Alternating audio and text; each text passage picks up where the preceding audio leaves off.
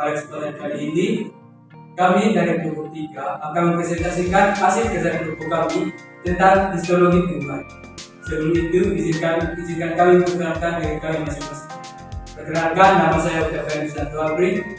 Perkenalkan, nama saya Yudhana Teobesia Sengkot. Perkenalkan, nama saya Maria Lestari.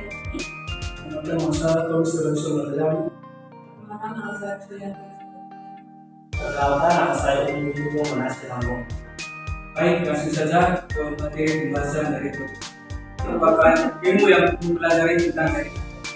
Apabila sel-sel yang berkumpul tersebut adalah sel-sel tumbuhan, maka disebut jaringan tumbuhan. Pada awal perkembangan tumbuhan, semua sel-sel melakukan pembelahan diri. Namun, dengan adanya pertumbuhan dan perkembangan lebih lanjut, pembelahan sel menjadi terbatas di bagian khusus dari tumbuhan. Jaringan ini tetap bersifat embryonik dan selalu membelah diri. Jaringan embryonik ini disebut meristem.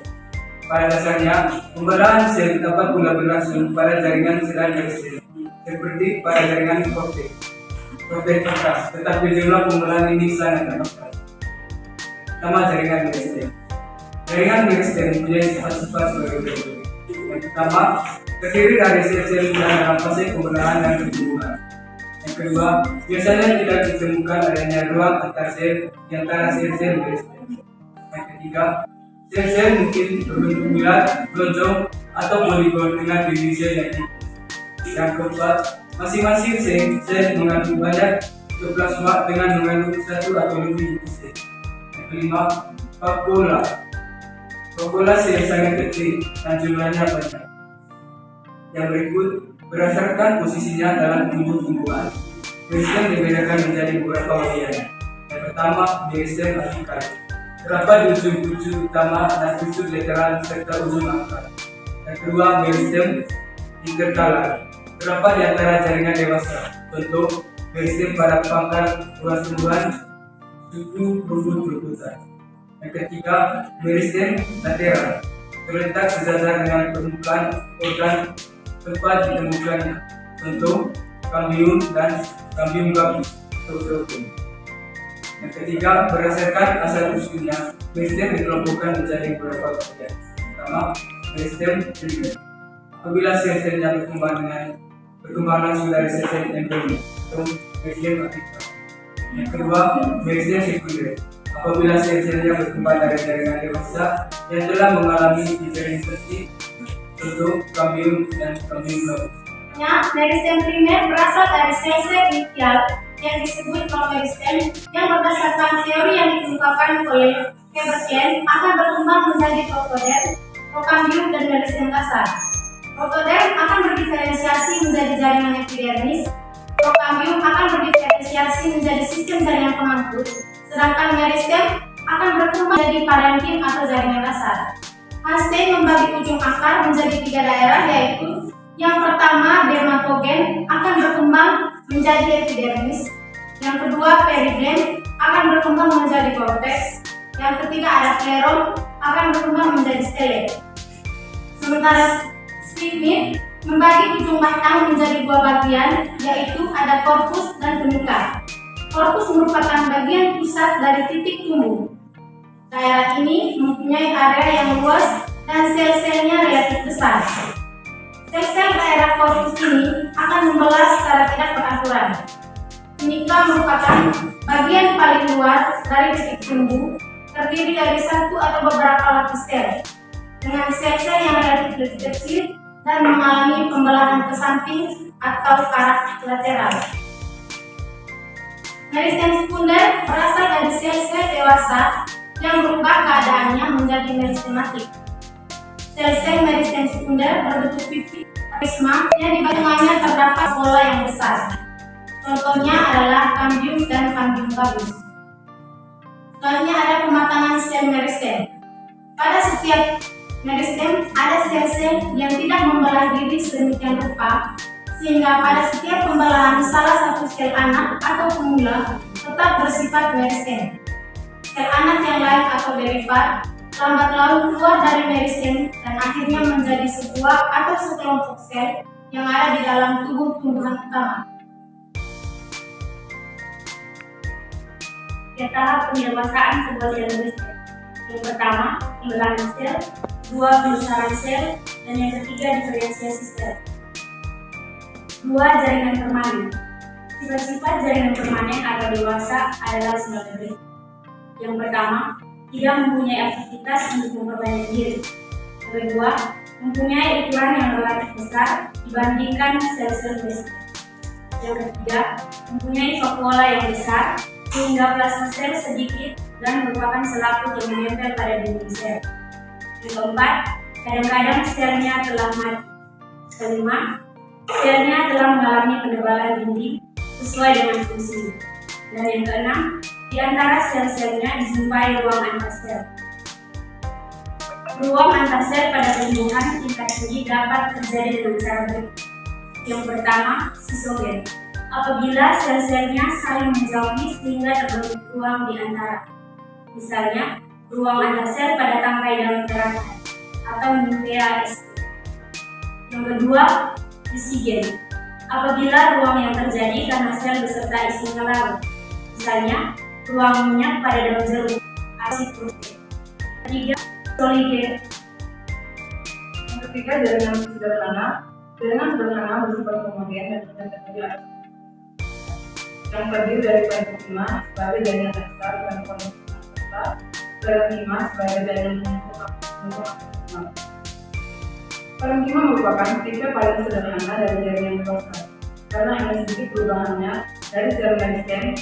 Sel-sel parenkhima adalah sel hidup yang tidak cukup terspesialisasi hingga berubah menjadi meristem. Pertumbuhan regenerasi, penumbuhan akar dan perubahan genetik satunya jaringan dalam jalan. Parenkhima terdiri atas sel yang berbasis sebagai jaringan penopang yang sangat berhubungan erat dengan parenkhima. Sel-selnya maksudnya mempunyai protoplasma sehingga mampu mengadakan aktivitas konsisten. Terdapat beberapa distribusi penebalan dinding parenkhima, yaitu 1. Parenkhima angular, parenkhima sudut, 2. Parenkhima laminar atau parenkhima lengkeng, dan 3. Parenkhima tubular atau lakunar, dan 4. Parenkhima distribusi. Parenkhima merupakan jaringan penguat yang berfungsi sebagai proteksi. Sel dari jaringan ini mempunyai dinding yang keras, berlinding dengan kadar air panjang. Apabila telah dewasa akan kehilangan protoplasma. Penebalan dinding selnya seragam dan merata. Ada 2 macam parenkhima yaitu serabut atau serat dan serabut. Yang pertama, serat. Serat adalah sel yang panjang dan sempit berujung runcing. Sel-sel ini biasanya berkumpul menjadi sebuah jalur panjang, ujungnya yang runcing, tumpang putih dan menyatu dengan kuat. Sferik. Bentuknya sferik sangat bervariasi dari isodiametrik hingga sangat tidak beraturan, bahkan ada yang bercabang. Sferik berdinding sangat tebal dan berlimpah. Kadang-kadang memperlihatkan lapisan konstrik yang koyak-koyak oleh lepas sederhana. Seperti yang kita lihat pada gambar ini sederhana. Jaringan kompleks bersifat heterogen dan bersusun atas sudah 3 sel atau lebih yang terdiri dari xilem dan coil sebagai jaringan penyangkut dan epidermis sebagai jaringan pelindung. Xilem. Unsur xilem terdiri atas pertama trakea, kedua sistem pelindung atau trakea, ketiga parenkhima, 4 sel. Coil merupakan jaringan penyangkut yang berfungsi mengangkut dan mendistribusikan zat-zat makanan hasil fotosintesis dari dalam ke bagian tumbuhan yang lain. Komponen coil terdiri atas pertama komponen pelindung tapis, yang kedua sel tetangga, yang ketiga parenkhima, dan yang keempat sel. Baik, yang selanjutnya adalah jaringan epidermis. Jadi jaringan epidermis ini adalah lapisan sel yang berada paling luar pada alat-alat tumbuhan primer, akar, batang, daun, bunga, buah, dan biji. Dan jaringan ini berfungsi melindungi bagian dalam tumbuhan dari segala pengaruh luar yang akan merugikan tumbuhannya. Hingga jaringan epidermis sering disebut dengan jaringan hidup. Jaringan epidermis biasanya terdiri dari satu lapis sel yang tersusun rapat tanpa adanya ruang antar sel. Jadi pada beberapa jenis tumbuhan tumbuhan epidermis terdiri atas beberapa lapis sel. Hal ini karena sel-sel protodendron membelah berkali-kali secara perikinial atau sejajar permukaan sehingga terjadi epidermis berlapis banyak.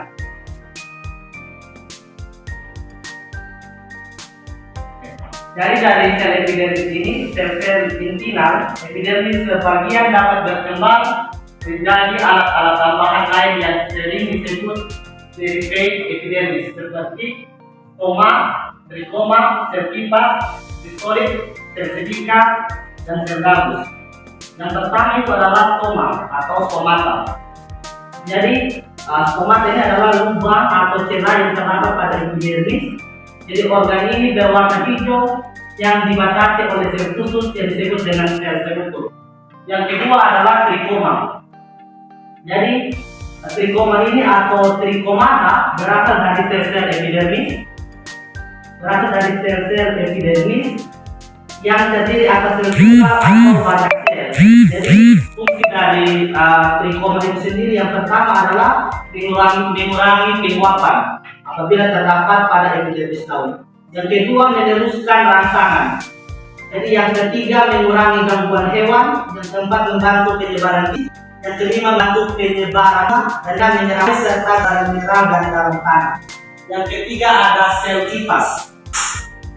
Jadi sel kipas ini dapat dijumpai pada epidermis atau daun tumbuhan Gramineae atau Rapidae, tersusun dari beberapa sel berdinding tipis dengan ukuran yang lebih besar dibandingkan sel-sel epidermis di sekitarnya.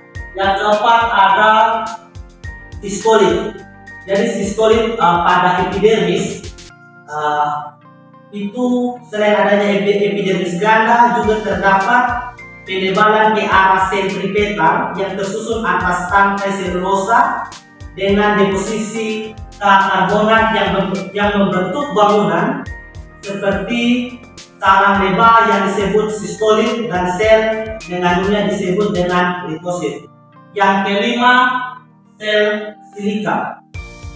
Jadi pada Gramineae antara sel epidermis batang ada yang panjang dan dua tipe sel pendek yaitu sel silika dan sel gabus.